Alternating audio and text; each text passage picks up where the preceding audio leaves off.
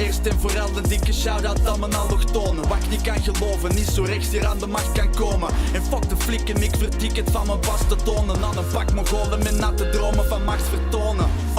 Politiekers mogen geen zak geloven als de meeste rappers. Donc moi c'est Ipsos, rappeur.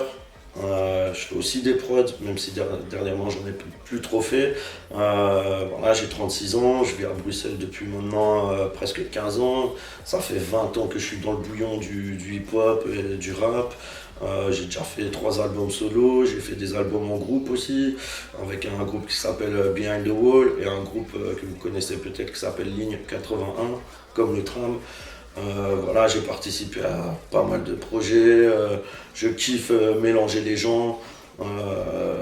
Voilà, pour résumer mon parcours, c'est des albums solo, des collaborations et dernièrement un projet qui s'appelle 40 MC contre la violence d'État. Pendant que la justice fait par 12 et par l'IGPN, l'Afrique des espèces s'organise pour briser tes rêves.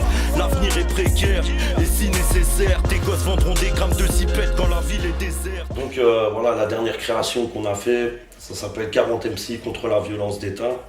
Donc c'était un projet initialement qui avait pour ambition de rassembler un maximum de gens autour d'une thématique qui est la violence d'État.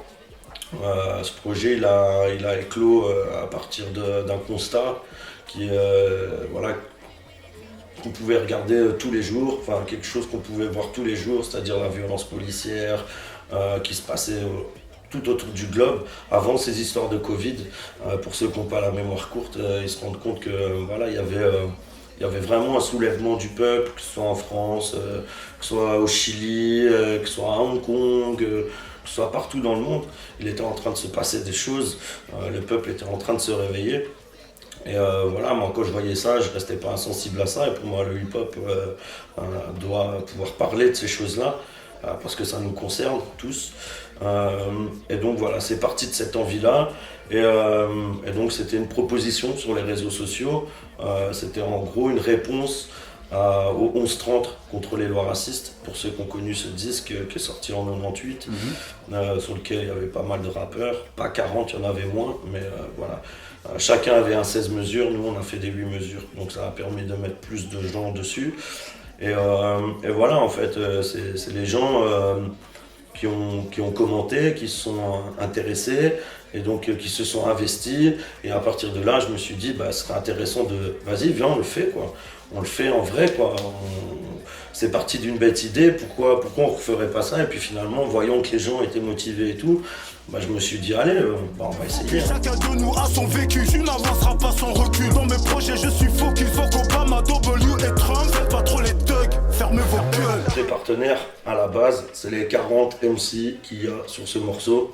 C'est aussi le studio Sensitive, parce qu'ils ont géré ça comme des chefs. C'était vraiment pas simple de pouvoir enregistrer tout ce petit monde, etc. Donc je voulais vraiment remercier le studio Sensitive, Sidik et Vini. Les 40 MC aussi, qui sont venus à l'heure, ponctuels, respectueux, ils sont arrivés avec leur texte, ils le connaissaient pour la plupart presque par cœur, etc. Donc tout le monde a été hyper professionnel. Il y a les arts urbains, évidemment, qui nous a filé un petit coup de main pour financer les heures de studio. Voilà, ils n'ont pas fait spécialement de coordination, ça c'est moi qui m'en suis chargé, mais en tout cas s'ils n'avaient pas été là, on n'aurait pas réussi à en faire un projet aussi sérieux et aussi professionnel.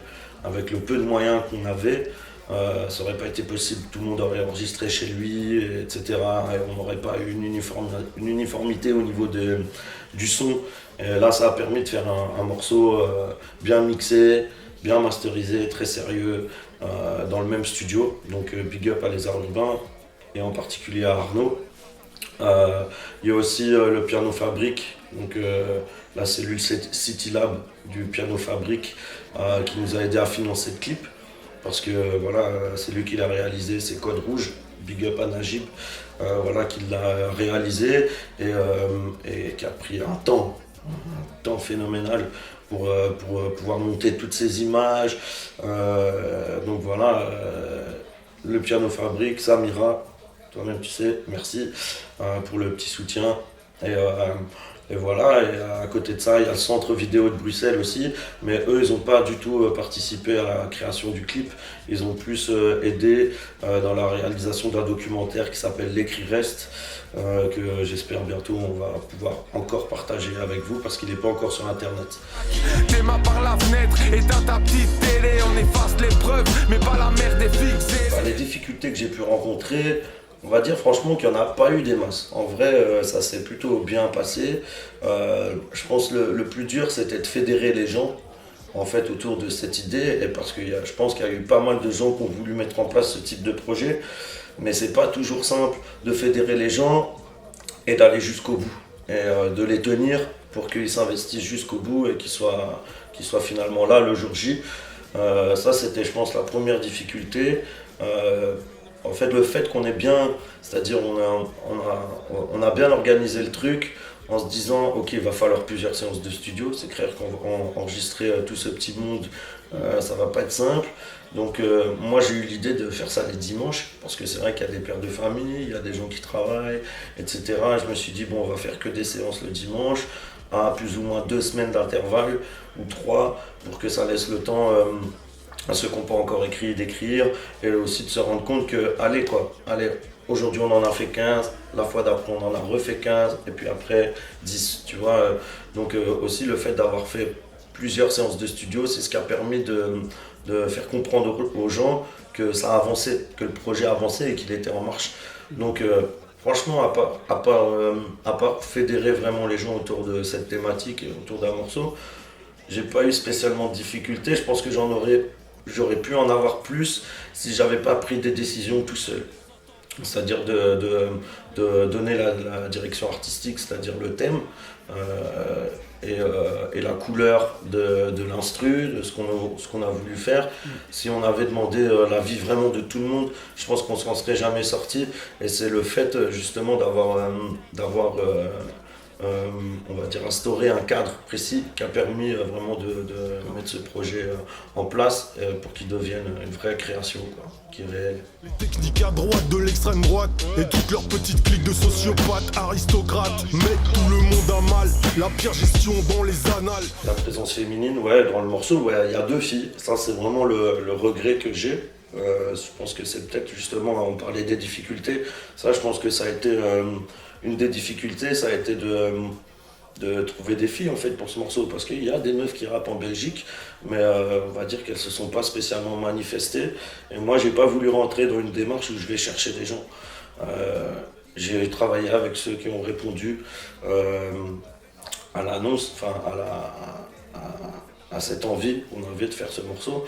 Donc si j'ai un regret, c'est peut-être celui-là. Peut-être que j'ai fait l'erreur d'attendre que les filles se manifestent, alors que donner peut-être un coup de pouce pour en fait rendre ça plus normal, le fait qu'il y ait une présence féminine et que du coup elles aient moins peur, tu vois, de dire je veux participer. En tout cas, je sais pas si c'est une peur, une crainte, ou je sais pas de quoi ça vient.